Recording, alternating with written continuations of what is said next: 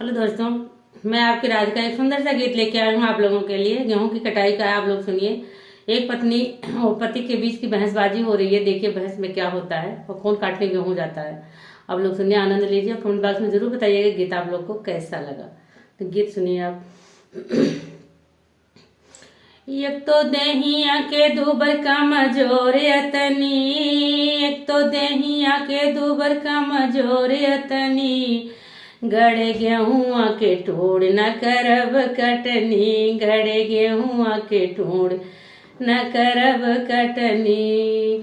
चैत की गरम बयरिया बहे, चैत की गरम बयरिया बहे, हमर गोर गोर देहियाई करिया परे।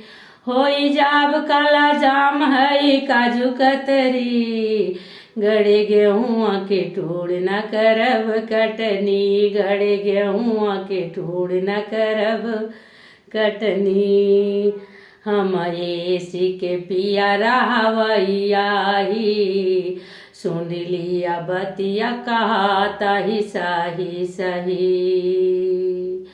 गमवा में जाई हमें आवे घुमरी, गमवा में जाई हमें आवे घुमरी, गड़े गेहुआ के ठोड़ न करब कटनी, गड़े गेहुआ के ठोड़ न करब कटनी।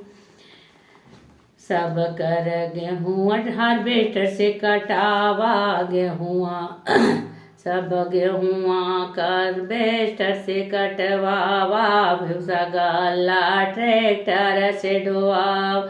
नाही है नौकरानी हम है पत्नी, नहीं है नौकरानी हम है पत्नी, नाही गेहूं गड़े गेहुआ के ठोड़ न करब कटनी।